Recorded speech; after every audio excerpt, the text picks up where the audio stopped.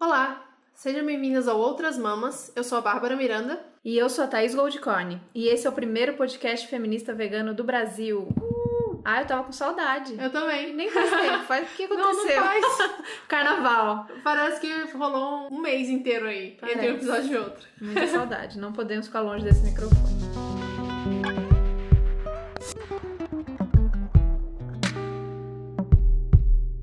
Enquanto conversávamos sobre liberdade e justiça para todas algum dia, sentamo-nos para comer um bife. Estou comendo sofrimento, pensei, ao dar a primeira mordida, e cuspi a carne. Alice Walker, Am I Blue?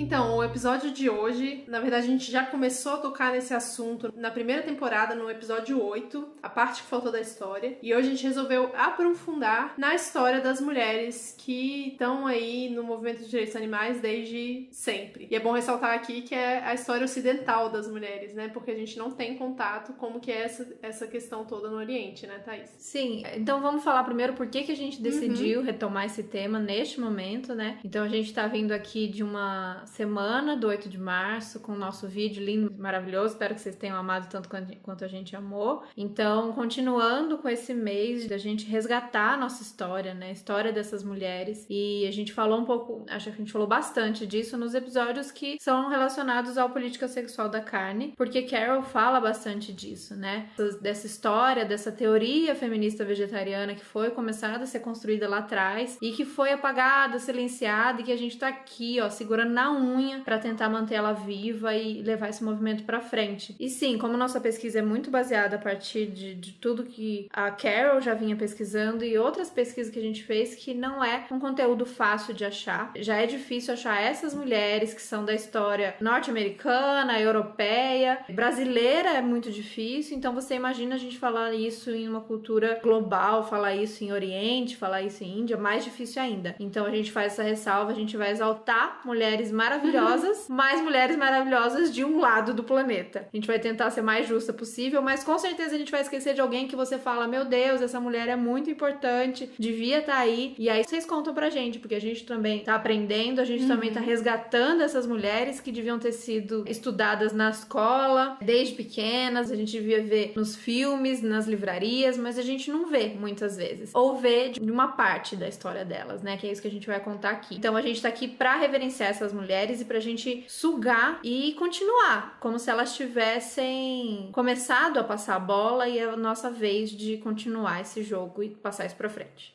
Pois é, eu sempre falo que recentemente, né, nesses últimos anos eu li vários livros de mulheres, vi vários filmes de mulheres e eu sempre me pergunto e sempre falo, gente, por que a gente não estudou isso na escola, né? Tanta coisa importante, tanto assunto importante foi já tratado e a gente só viu a versão masculina e a versão que tá sendo contada aí milênios, né? A escola não muda o jeito de ensinar. Sim. E a gente só vê uma versão da história sempre. É sempre uma versão de dominação, masculino de e infantil. opressão. Masculino e infantil, Branco, colonizador. Exatamente. Então é muito louco a gente chegar agora, com 30 anos de idade, descobrindo que tem outras histórias, que tem outras versões, que fazem muito mais sentido pra nossa realidade, né? Pra nossa vida atualmente. Então esse episódio é pra trazer isso e pra fazer uma coisa que a Thaís sempre fala, né? Que a gente não tá inventando a roda aqui. A gente não tá falando nada de novo, a gente não tá criando teorias novas, a gente tá só trazendo informação de coisas que já foram feitas, já foram ditas e a gente simplesmente apagou nos últimos anos. Sim, essas mulheres morreram lutando, então a gente tá aqui hoje pra honrar todas essas lutadoras. A primeira, vocês já ouviram falar dela aqui, que a gente já falou em alguns episódios, ela é considerada a mãe do vegetarianismo no Ocidente, é claro, é a britânica Anna Kingsford. Gente, a Anna era uma bruxona. Bruxona real. A gente agora gosta de falar, né? Eu sou bruxa, bruxona, mas teve uma época que não era tão legal ser bruxona, não. Essa mulher foi condenada por ser bruxa porque ela era ativista, médica e ela lutava. A causa dela era a causa Vivissecção. Era a causa anti-vivissecção. Ela lutou muito por isso num momento de que não dava muita bola porque as mulheres estavam falando. Então, essa mulher lutava pelos direitos desses animais. Ela tem tese, ela tem livro sobre isso. Mas, obviamente, essa mulher foi tirada de doida. A tese final de faculdade dela, quando ela se formou, se chama Alimentação Vegetal Humana Em inglês se chama The Perfect Way in Diet, tipo, a maneira perfeita de se alimentar, né, basicamente. Foi lançado em 1881 e ela é uma das fundadoras da Food Reform Society, que é a Sociedade de Reforma da Alimentação, basicamente, né? Uma tradução bem tosca aí. E quando ela lançou essa sociedade e o livro, ela viajou pela Europa todinha para falar sobre o uso de animais em experimentos científicos, em 1881. Faz muito tempo, muito tempo. Tem o site, se vocês quiserem procurar mais, é www.kingsford.com.br e obviamente colocaremos no Medium em todos os links para vocês acharem. Muito legal conhecer a história dela, incrível ver a trajetória de uma mulher que luta pelos direitos dos animais e por uma alimentação vegetariana há tanto tempo e a gente nunca ter ouvido falar dela antes. Sim. Quando a gente conclui a leitura A Política Sexual da Carne, a gente viu que Carol tem um momento do livro que ela dá muitos exemplos da ligação do movimento sufragista com o vegetarianismo. Então, não são meras coincidências. Tem textos que mostram isso, revistas, publicações da época, restaurantes criados pelas feministas, documentos que mostram trocas de receitas entre as ativistas, além de mulheres que se diziam vegetarianas e assumiam isso e lutavam por isso, lutavam pela causa animal, como a Louise Nevelson, a Lou Andrews Salomé. Gente, vocês perdoam tudo o nome que eu vou ler aqui, porque minha língua vai estar tudo no Medium os nomes.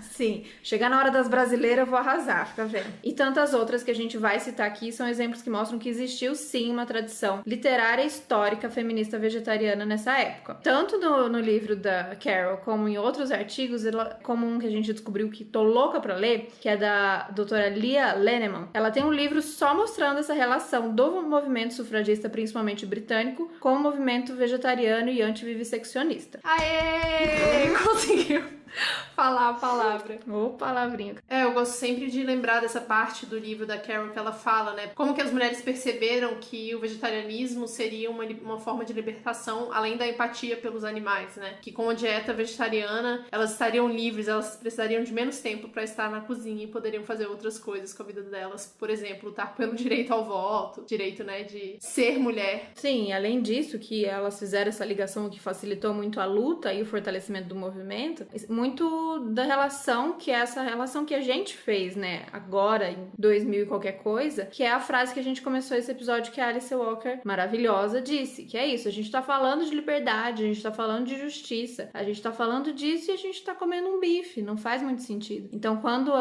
muitas delas, no momento de luta, aliás, tem vários históricos de que mulheres que pararam de comer carne nos momentos mais tensos, como na prisão, por exemplo, como foi o caso da Angela Davis, que perceberam, meu Deus, eu sou vítima desse sistema e os animais também. Quando tem esse clique, aí ninguém segura. Então é muito legal ver esses relatos no livro. Quem ainda não leu, não sei quem tá aqui no episódio 32 e ainda não leu. Mas se você não leu, tá com preguiça de ler, ouve os 9 primeiros episódios. Pelo menos que eu sei que tem gente que começou nos episódios de convidada, já na segunda temporada. É muito interessante ver todo esse material que a Carol conseguiu, porque olha, pra gente fazer esse episódio foi um sufoco achar material, porque é isso. Pensa que a gente já falou isso outras vezes. As feministas já são silenciadas, as mulheres já são silenciadas e apagadas da história. Imagina material de feminista falando de vegetarianismo. A gente não encontra. Tem mulheres aqui que a gente vai falar que são mulheres conhecidas pela luta feminista ou por outras questões ou por ser escritora. E cadê que você acha alguma coisa falando de vegetarianismo? É muito difícil. Então a pesquisa da Carol é pra gente reverenciar sim, porque tem muita informação com detalhes, com histórias mesmo. Eu vou ler uma que eu adoro, que é de uma reunião de uma Associação Nacional Norte-Americana pelo Sufrágio Feminino, 1907. Gente, vai vendo, eu vejo a Ioná nesse lugar e é 1907. Elas estão lá de boa, fazendo a convenção, falando das questões, né? Imagina aquele, eu acho que temos que ir por isso, é voto, é isso, é aquilo, direito àquilo, estão lá. E aí, num dos momentos, a tesoureira nacional disse que tinham pedido pra ela parar de usar um chapéu que ela usava, que tinha um penacho, que ela usou numa convenção. E aí ela disse, vou ler: ninguém que come um frango ou uma vaca ou um peixe tem direito de dizer alguma coisa contra o uso de um papagaio, uma raposa ou uma foca. As duas coisas são igualmente condenáveis. E eu acho que todas nós temos comido frango. Aí, gente, aí vem Ioná. Aí nesse ponto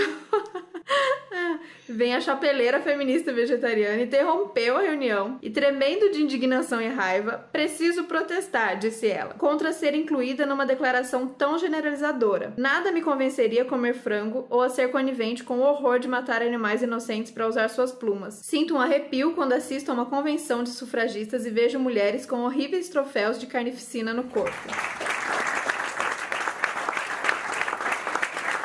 maravilhosa. Vocês conseguem se imaginar? Consigo muito me imaginar sendo essa mulher. Então era isso.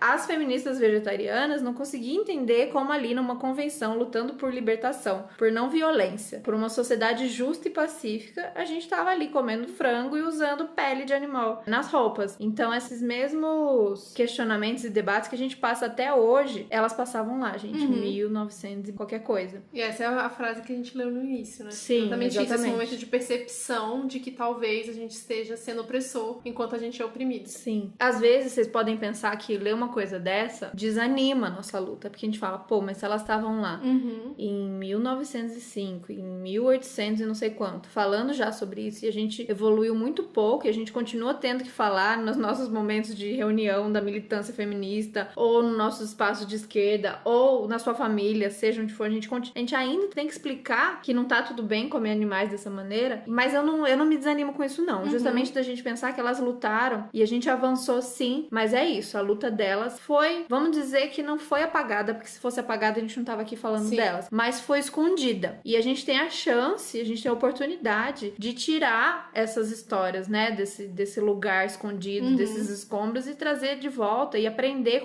com elas e continuar. Então tenta ver isso como uma mensagem otimista, senão a gente para aqui agora. Tem outra coisa também, eu tava conversando mais cedo sobre isso, né? Essa questão da gente ver essa parte da história, do que acontece na indústria, no capitalismo, tudo, e a gente vê essa forma de opressão tão grande, e às vezes a gente precisa desanimar com isso, mas a gente saber do que acontece é uma forma da gente saber como continuar a luta, né? Então dá uma certa esperança de tipo assim, cara, essas mulheres lutaram há muito tempo. E conseguiram muitas coisas. Num tempo em que basicamente as mulheres não conseguiam nada. Então agora que a gente tem acesso aos meios de comunicação, né? Estamos aqui fazendo um podcast que tem audiência pra isso, que a gente consegue alcançar mais pessoas, então a gente consegue fazer uma transformação muito mais rápida, né? Então a pauta já tá sendo trazida, já tá sendo discutida mais do que era antes, assim. E aquela coisa que a gente sempre fala, que talvez a gente não veja o resultado da nossa luta de agora. Essas mulheres viram poucos avanços, sabe? Se elas, algumas dessas, se elas pudessem ver o quanto a gente avançou, acho que elas ficariam tristes de saber que o Bolsonaro é presidente aqui no Brasil e que o Trump é nos Estados Unidos. Enfim, obviamente a gente sempre fala, né? A gente dá vários passos pra frente e dá alguns pra trás, mas no geral a gente tá caminhando. Então uma dessas mulheres notáveis, e ainda falando em movimento sufragista, foi a Charlotte Despard. Ela nasceu em 1844, britânica também. Ela foi ativista política, sufragista, pacifista e defensora dos direitos animais, como não amar. Ela dizia que não era certo defender o direito das mulheres e dos trabalhadores e ao mesmo tempo ignorar os animais explorados e mortos em grande quantidade para atender vícios alimentares humanos. Obviamente, ela fazia ferrenha oposição à vivissecção. Eu aprendi a falar essa palavra.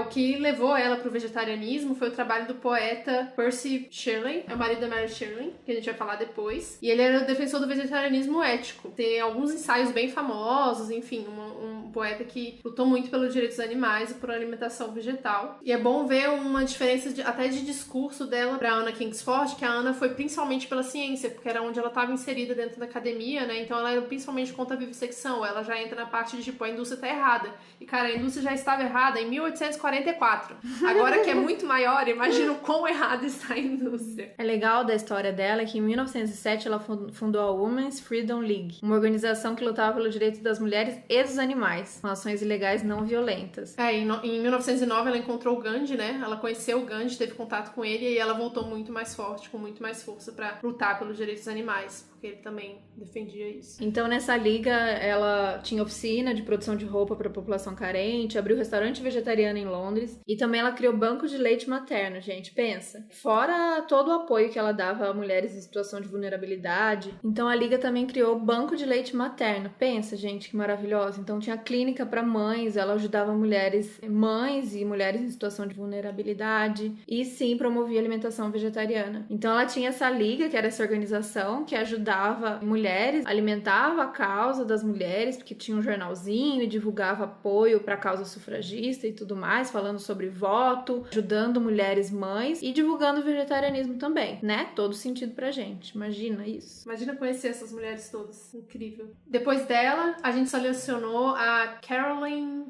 eu não sei. Vou falar tudo errado o nome dela também. Caroline Earl White, que ela foi criada em uma família que já era abolicionista e sufragista, e ela é um dos nomes mais importantes da história de proteção do animal dos Estados Unidos. Eu nunca tinha ouvido falar dela. Em 1869, 1989, ela se candidatou para presidência, né, posição de liderança da Sociedade da Pensilvânia pela Prevenção de Crueldade aos Animais, e foi negada, provavelmente porque ela era mulher.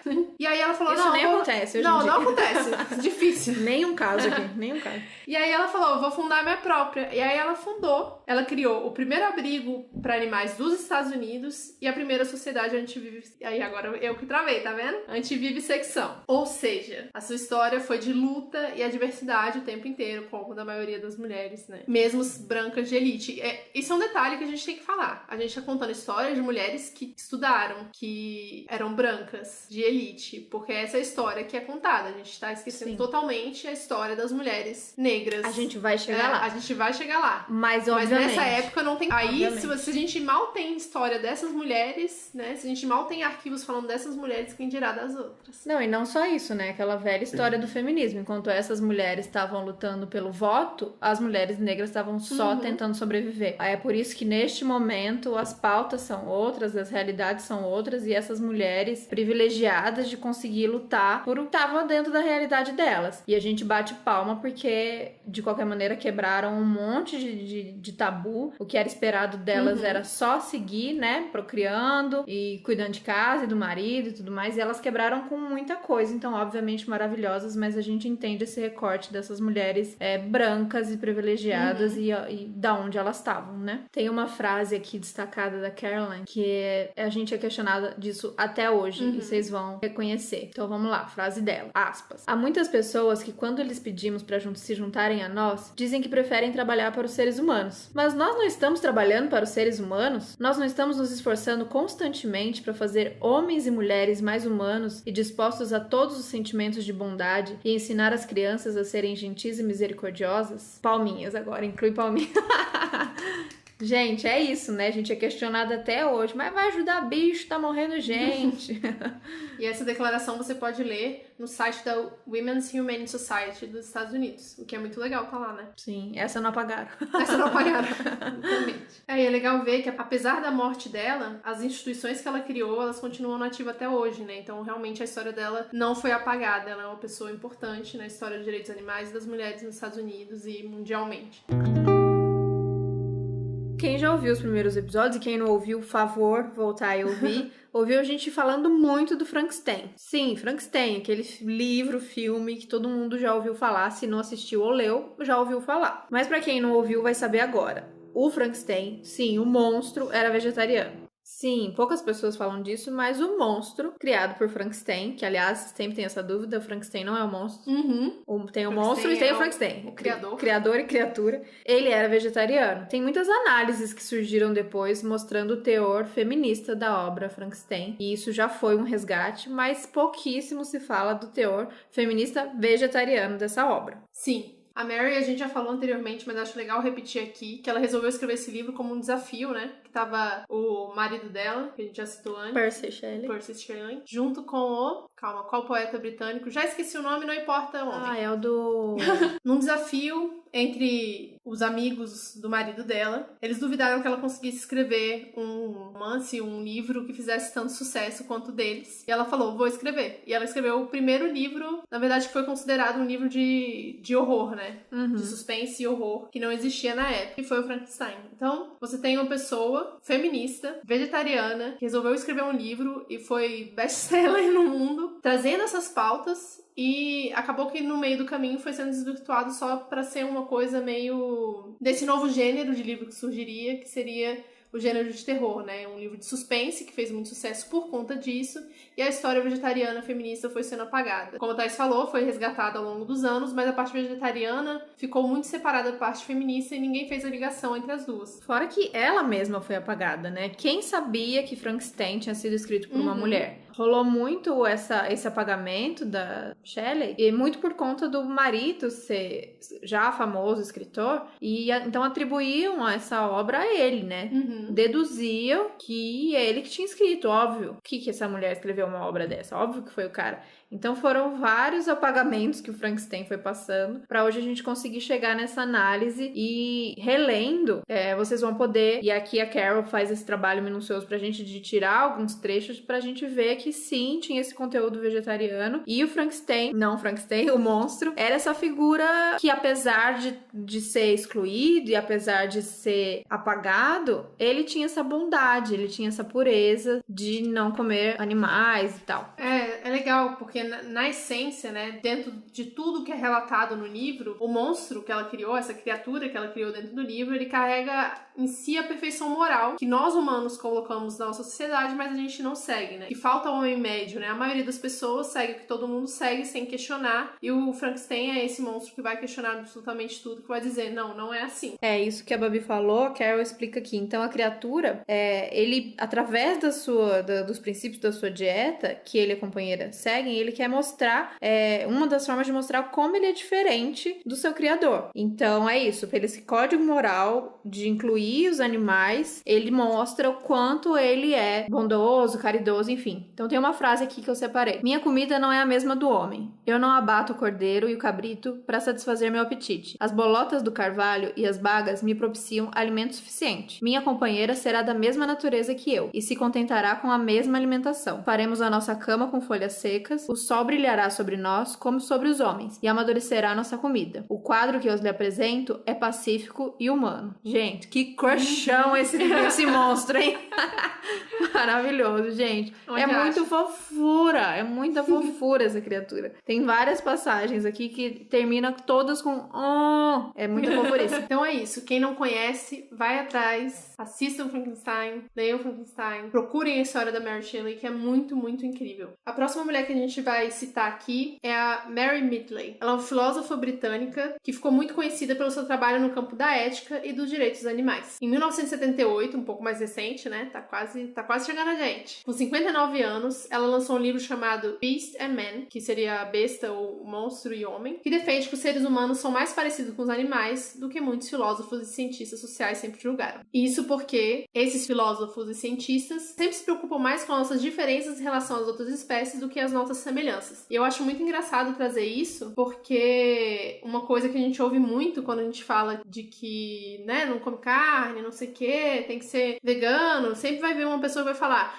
mas o leão come carne. Aí nessa hora a gente é parecido com os animais, porque o resto do tempo a gente é totalmente diferente, espécies diferentes, tratamentos diferentes, e a gente não pode se comparar a eles. Você não pode comparar um ser humano a nenhum animal, que sempre é uma ofensa, a não ser que seja forte como um touro, valente como um leão, sabe? Essas características masculinas. Assim, essas características bem masculinas. O resto tudo é depreciativo. E aí você só se compara com o animal no momento que você vai comer a carne, o que não faz sentido, né? E ela criticou muito essa questão dos filósofos e cientistas sociais sempre falarem das diferenças que a gente tem com os animais e por isso nós somos seres sociais e não das semelhanças, que são muito importantes para a base são maiores, né? E são muito importantes para a base do veganismo, de por que a gente escolheu seguir esse caminho. Que a gente consegue entender que eles também sentem dor, que eles também têm sentimento, que eles também conversam entre eles, que eles também têm família e que a gente não é tão diferente quanto a gente pensa. Sim, e a filosofia também sempre se baseou nessas diferenças que colocavam a gente num lugar de superioridade do tipo, então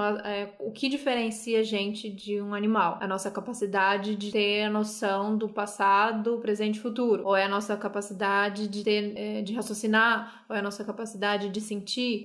São várias dessas coisas que colocam a gente como superior, e é louco a gente pensar que a gente construiu de uma maneira então que se somos superiores, logo podemos dominar e consumir, né? Como poderia ser ao contrário, tá? Se a gente chegar na conclusão que a gente é superior, não sei em que escala, mas então não deveria ser proteger e acolher, né? Exatamente. A gente pode colocar, tem muito... Esse é um tema complexo que eu tô começando a querer e gostar de estudar, que é essas questões lá do início dessa reflexão do que é a gente e o que é animal, das nossas diferenças e semelhanças. A gente pode falar sobre isso também mais pra frente, que rende bastante. Pensando em termos da psicologia, da psicanálise, a gente pode muito falar sobre isso. Tem um vídeo, agora que eu lembrei, é de um cara, canal que é um cara que ele vai... eu não vou lembrar agora o canal, mas a gente vai colocar a fonte, porque eu assisti junto com o Victor, ele vai saber me dizer, porque é um canal que ele sempre acompanha e eu não acompanho muito. Mas ele pega e vai atrás de um cara que estuda primatas lá no Japão, eu acho. Eu acho que é o próximo do Japão, ou na China, China, agora eu tô confusa. Lá na Ásia. E aí ele pega os primatas pra mostrar o quanto que, como eles não desenvolveram a fala do jeito que a gente desenvolveu, eles comunicam de outras formas, eles têm capacidade de memorização e de memória visual muito maior do que a nossa. Então eles colocam um chimpanzé pra decorar, por exemplo, aparece na tela durante 3 segundos vários números, como se tivessem vários quadradinhos, mas não aparecem marcados quadrados. E aí some em 3 segundos. E aí o chimpanzé tem que colocar na ordem crescente dos números que apareceram. E eles conseguem decorar, e assim, nenhum ser humano consegue chegar no nível do chimpanzé, porque a gente, exatamente como a gente desenvolveu a fala, a gente perdeu esse senso de visão e de percepção e de memória com relação ao que a gente tá vendo muito grande, né? E a gente tá cada vez mais distante disso. Nossa, com o Google agora, minha filha, Google, pra que memória? Exatamente. Google, WhatsApp, né? Não precisa de mais nada. Não. E não é só a memória, essa memória das coisas que a gente tem que lembrar, essa memória visual que eles têm como, que os animais têm como instinto de proteção. Tipo, ele precisa chegar no ambiente e saber onde estão todos os animais daquele ambiente pra ele sobreviver. E a gente não vê isso. A gente é soltado no meio da floresta, fudeu, ele morre. Num segundo. Quem é superior agora? Fofinha, eu acho que ela tá viva ainda. É uma senhorinha de todos os anos. Todos muitos anos. 90 e tanto. Eu acho que ela tá viva ainda. Fofurinha. Vou chamar ela pro podcast. Não, ela morreu ano passado. Ai, que tristeza. Dia 10 de outubro de 2018, ela faleceu. Teria 99 anos. Incrível. Procurem a foto dela na internet. Agora chegamos na vez da nossa rainha, musa inspiradora de todos os dias. Agora vocês façam uma referência onde vocês estiverem aí, momento de enaltecer essa mulher maravilhosa. Então estamos chegando mais na Contemporaneidade. Isso aí, hoje tá enrolado, gente. Não foram as cachaças de carnaval, porque eu mal bebi. Foi só a música mesmo, foi só muito taca, deve ter sido. Então vamos falar de Angela Davis. Angela Yvonne Davis. Nascida em 26 de janeiro, aniversário do meu pai, mesma data do meu pai, por isso, diferentão. Gente, pessoal de 26 de janeiro, aquariano, diferente, se toca em tudo, é isso aí. Em 44. Então, professora, filósofa, socialista, integrante dos Panteras Negras, militante, rainha, todos os mais adjetivos maravilhosos que a gente puder dar pra essa mulher. Lutou fortemente contra a discriminação social e racial nos Estados Unidos e é, assim, a figura mega importante da luta pelas mulheres negras. E também essa mulher defende uma alimentação vegetariana. Vocês sabiam disso? Feministas. Eu descobri isso depois que virei vegana, obviamente, porque fui atrás e eu fiquei, tipo, embasbacada, assim, como ninguém fala disso, né? E ela mesma não falava Ela demorou pra falar. Ela demorou pra falar. Ela já é vegana bem há uns 7, 8 anos, se eu não me engano. E ela demorou pra falar, né? E ela tem uma frase muito boa que representa absolutamente tudo que a gente pensa e o que a gente já falou aqui nesse podcast. O fato de podermos sentar e comer um pedaço de frango sem pensar nas horríveis condições sob as quais as galinhas são criadas industrialmente nesse país é um sinal dos perigos do capitalismo. Como o capitalismo colonizou nossas mentes e não olhamos para além da mercadoria em si. O fato de nos recusarmos a entender as relações que estão na base dos produtos que usamos diariamente, como fazemos com a comida. Acho que existe uma conexão na maneira como tratamos os animais e a maneira como tratamos as pessoas que estão abaixo de todos na escala hierárquica. Então ela inclui aí todas as questões de feminismo, racismo, especismo que a gente tanto fala, e ela fez esse discurso em um evento, né? Esse não sei. Acho que ela falou isso em um evento quando perguntaram pra ela por que ela é vegana.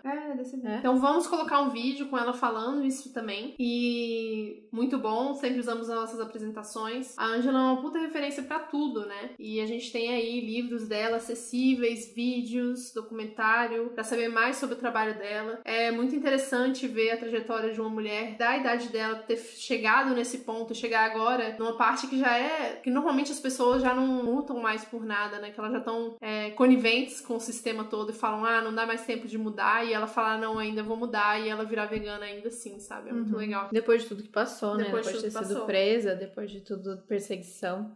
E aí ela tá mais ativa do que nunca, sempre aí participando de eventos e dando entrevistas, e realmente ela tem uma matéria recente do País, a gente pode colocar também, dela falando desse perigo, desse ressurgimento aí, desse nacionalismo, toda essa onda conservadora, Estados Unidos e em várias outras partes do mundo. Então, Angela Davis mais atual e presente do que nunca. A gente tem que sempre relembrar, aprender e reverenciar essa mulher.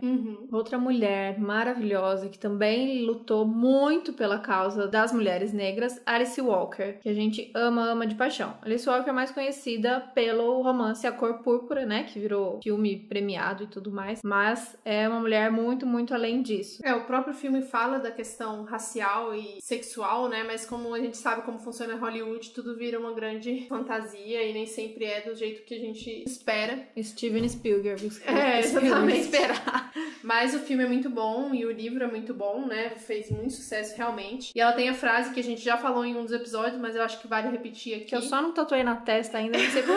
tem que virar camiseta essa frase de sair distribuindo pra todo mundo. Os animais, aliás, já tem. Tem? Eu vi gente com a camiseta com essa frase. Agora que eu lembrei no metrô uma vez. Nunca vi. Mas eu acho que alguém mandou fazer assim e pronto. Os animais do mundo existem para os seus próprios propósitos. Não foram feitos para os seres humanos, do mesmo modo que os negros não foram feitos para os brancos, nem as mulheres para os homens. Essa frase resume tudo. Tchau, obrigada. Tchau, obrigada. Podemos ir embora. E aí temos também, obviamente, Carol J. Adams, que eu acho que a gente nem precisa falar muito aqui dela, porque a gente já falou tanto dessa mulher. Sim. E tá todos os episódios falando dela, maravilhosa. Que tá aí nativa ainda, discutindo no Facebook, amo. Discutindo como você Facebook. se vê no futuro. Desse jeitinho, só que brasileira. Que aí tem um pouco a mais, né, gente? Que ela é muito educada. Ela é muito educada. Um queridinho, uma fofinha. Eu seria Carol J. Adams com boca suja. Pronto. Então, já que a gente chegou aqui nas atualidades, chegamos nas atualidades, mas nós vamos dizer que foram as senhorinhas, né? Que estão aí nativas, a gente tem muito que aprender com elas, mas que já viveram muito a história delas. Se elas quisessem hoje parar e se aposentar, já tinha valido demais. Valeu muito mais que muita gente que só passou aqui e jogou chiclete no chão e foi embora. Então, outra mulher que a gente tem que falar é a Melanie Joy. Então, mais uma vez, a gente tá fazendo esse episódio com as mulheres que a gente resolveu selecionar, que a gente acha importantes, que são referências pra gente, mas isso aqui não é um podcast imparcial. A gente vai tentar falar de mulheres que foram importantes, até as mulheres que a gente talvez não concorde tanto com a linha, mas obviamente a gente fez um recorte dos que a gente gosta, acredita, mas não dá pra não citar a Melanie Joy. Ela é uma terapeuta, na verdade, a formação dela é em psicologia, então ela traz um trabalho sobre comunicação não violenta e formas de se comunicar melhor dentro de relacionamentos em geral. Eu acho que o discurso dela vale pra qualquer tipo de relacionamento, mas ela foca exatamente no relacionamento entre veganos e não veganos. E recentemente eu fiz um treinamento com ela e eu achei muito interessante, porque todos os exercícios que ela passou foram muito legais, todo o discurso dela com relação à saúde mental, da gente como ativista e de comunicação não violenta é perfeito, assim, ela realmente é uma terapeuta incrível. A gente tem algumas discordâncias ideológicas com relação ao resto do trabalho que ela faz, mas o trabalho dela com relação à terapia e a relacionamentos em geral é perfeito, né? E saúde mental do ativista. E a importância dela, porque ela foi a mulher que cunhou o termo carnismo, né, gente? Um termo que explica tanta coisa, apesar de ter até se transformado, a gente já falou isso no episódio do Beabá, em uma coisa além do que ela cunhou, mas enfim, é super importante pro movimento. Com aquele livro, porque eu sempre confundo os bichos, porque amamos cachorros, comemos porcos e vestimos vacas. Isso. Então não podemos negar a importância dessa mulher que também tá aí nativa, viajando e falando sobre relacionamentos e ativismo e vegetarianismo pelo mundo. E eu acho que ela é uma das únicas pessoas que fala seriamente sobre saúde mental dentro do ativismo. Então isso é muito legal, assim, sobre se preservar, sobre saber seu limite. Naquele vídeo dela, vocês têm que ver, a gente pode pôr também. Acho que a gente já deve ter indicado em algum episódio. Eu acho que não, sabia? Não? Não, no de saúde mental, a gente indicou. Saúde mental. Saúde mental. Que é o ativista sustentável. Chama isso? Sustainable Activist. Talvez seja isso o nome. Ativismo sustentável. Que me ajudou bastante numa época que a gente tava só indo. E é muito importante a gente parar e olhar. É uma coisa que a gente tem falado muito aqui, né? Olhar e cuidar das feridas e das dores. Outra ativista, ela é mais famosa nos Estados Unidos, eu acho, porque ela é americana, né? Nem todo mundo conhece aqui no Brasil, mas eu cheguei a ler o trabalho dela. É a Brice Harper, que ela tem um livro chamado, na verdade é uma antologia chamada Sister Vegan, que ela fala sobre um ativismo negro vegano. Então ela fala dos resgates da cultura, né, da cultura negra, vinda da África para dentro da culinária, para dentro da saúde. Ela fala como que a população negra nos Estados Unidos está doente porque aderiu a uma dieta que não era originária originária deles. É muito interessante ver essa questão, como ela coloca. Ela fala muito mais de alimentação do que o racismo em si. Ela fala do racismo estrutural, mas fala como lutar com isso através da alimentação. Ela não fala diretamente do direito dos animais e da questão da empatia dos animais, que é muito dita pelas outras ativistas que a gente citou, mas é muito legal o livro. Isso, esse trabalho, para continuar estudando sobre isso, a gente pode citar o documentário que a gente já citou aqui algumas vezes, que é o The Invisible Vegan, que a gente tá nessa luta aí pra ele entrar na Netflix. Então, se você entrar nas páginas oficiais The Invisible Vegan, tem lá como fazer pra você entrar lá na Netflix e indicar o documentário pra gente conseguir assistir mais fácil no mundo inteiro. Super importante. Então a gente fala dessas mulheres e homens também que lutam pra esse resgate dessa alimentação originária dos povos negros, principalmente norte-americanos. Você imagina, se a gente tá falando em visibilidade, em apagamento da história branca ocidental, da teoria feminista vegetariana, imagina falando em mulheres negras ou, enfim, a cultura negra no geral. Sim. Isso é um resgate, assim, um trabalho lindo que elas fazem. Então, tanto a Breeze quanto o documentário Invisible Vegan e outros, a gente tem até um artigo que faz uma compilação de vários ativistas negros, maioria, acho que, sei lá, a grande maioria deve ser norte-americano, mas que falam sobre esse resgate dessa alimentação.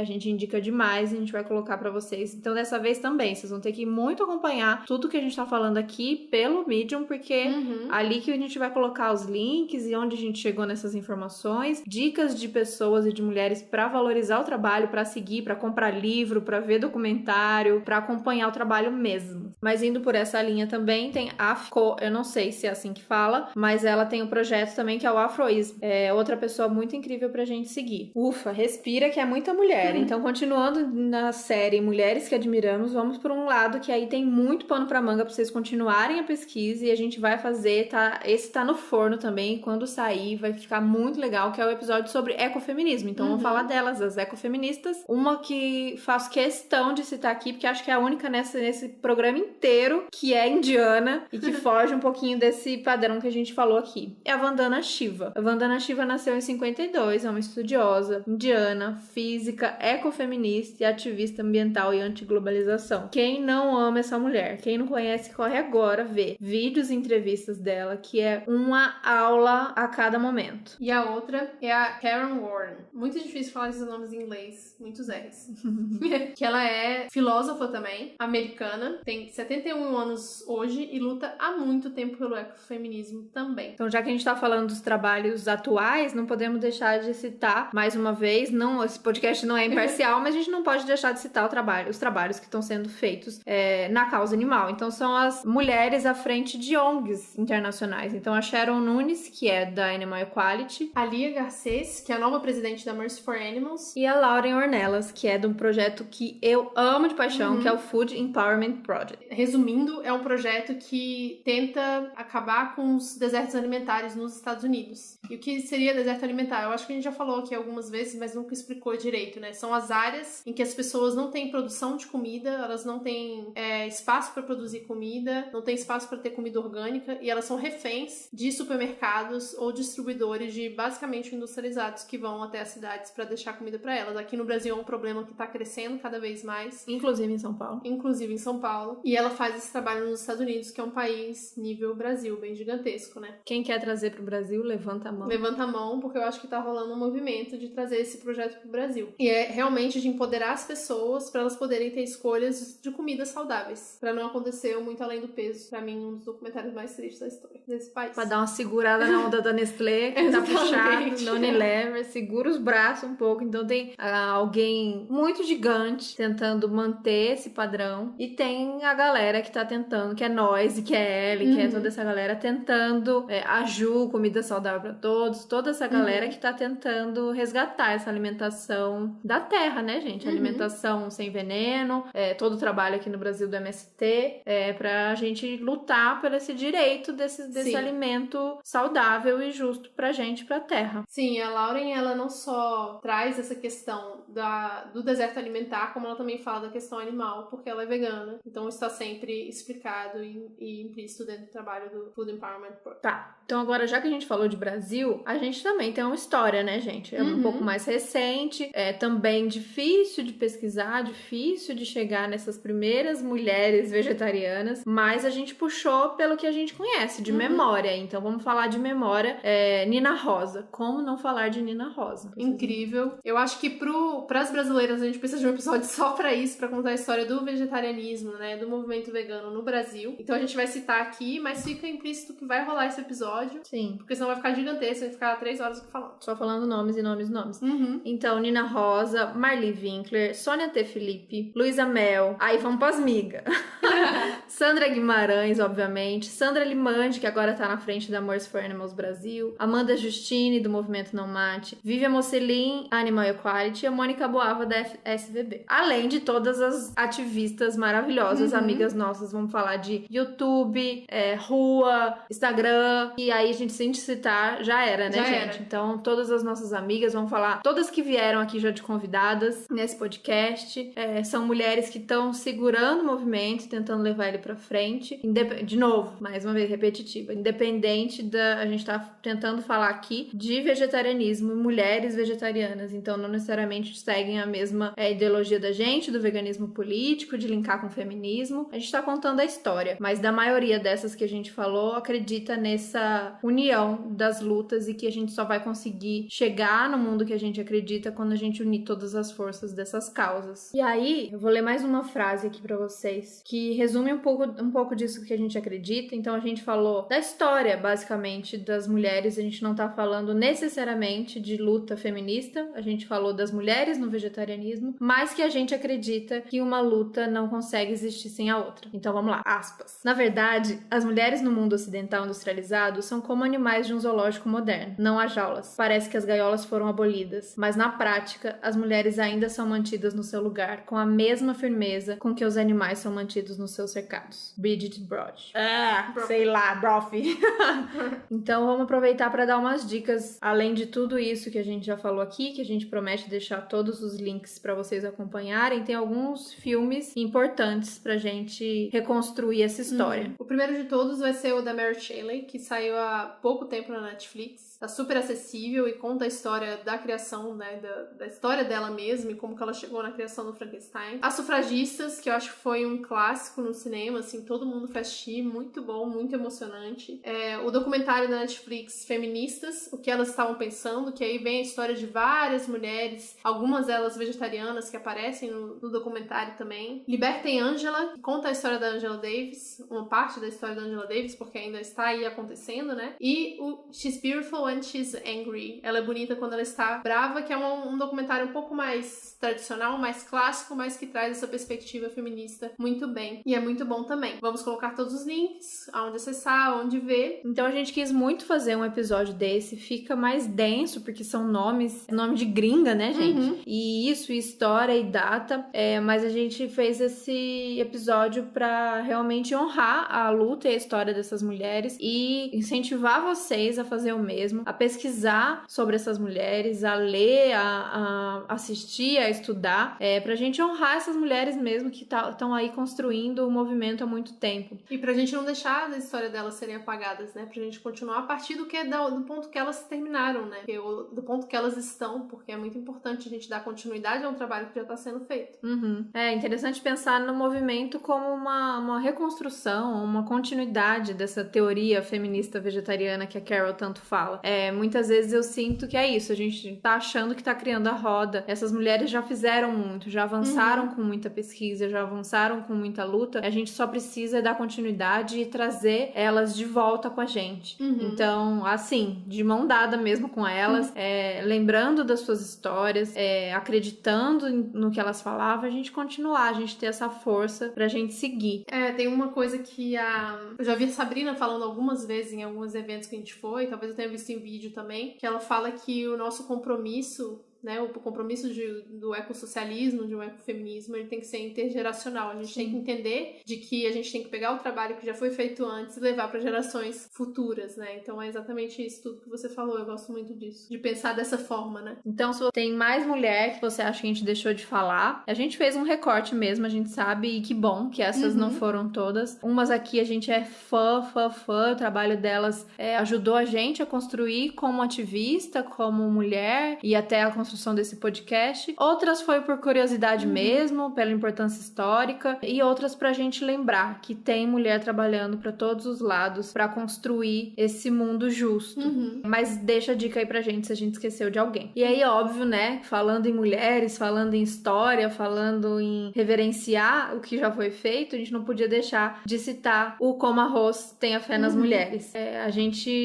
Acho que esse poema vai acompanhar a gente por toda a nossa história. Ele resume muito, é muito emocionante pensar que isso a gente tá junta mesmo, tenha fé nas malucas, que a gente tá construindo, que a gente tá indo. A gente fez esse vídeo com muito, muito, muito carinho. A gente tá gravando esse episódio e o vídeo ainda não foi lançado, então eu não sei qual é a repercussão, mas eu espero que vocês tenham gostado e compartilhem bastante pra essa mensagem de força e de irmandade mesmo chegar. Sim, porque foi muito lindo ver a união de todas essas mulheres e a disposição delas de estarem presentes e quererem participar, né? Várias outras mulheres quiseram participar e a gente não conseguiu incluir todo mundo, ou tiveram algum tudo muito contratempo, a gente decidiu muito rápido e o resultado tá aí. Eu acho que o mais bonito de ver é todo mundo junto pela mesma causa. Isso dá força pra gente continuar estudando, continuar trabalhando, continuar lutando pra esse novo mundo acontecer. E se você ouviu até aqui e gostou, entra no apoia.se/outrasmamaspodcast e ajuda nós a continuar fazendo esse trabalho que tá sendo muito prazeroso, cada dia mais, e cada dia a gente tá tendo mais trabalho, e cada dia a gente tá querendo fazer mais, e a gente só consegue fazer isso por conta da ajuda de vocês. As mulheres de São Paulo acabou, viu, gente? A gente vai ter que viajar, não vai ter jeito. A gente tem que viajar pra ouvir outras mulheres e que outras mulheres sejam ouvidas. Então a gente conta com vocês pra chegar até esses lugares que naturalmente a gente não conseguiria chegar. Isso entre outras coisas. Então vamos lá que a gente quer ouvir e colocar pra vocês ouvirem também mais e mais e mais mulheres. Então é isso. Obrigada pra quem ficou até aqui. Ai, de quem não ficou!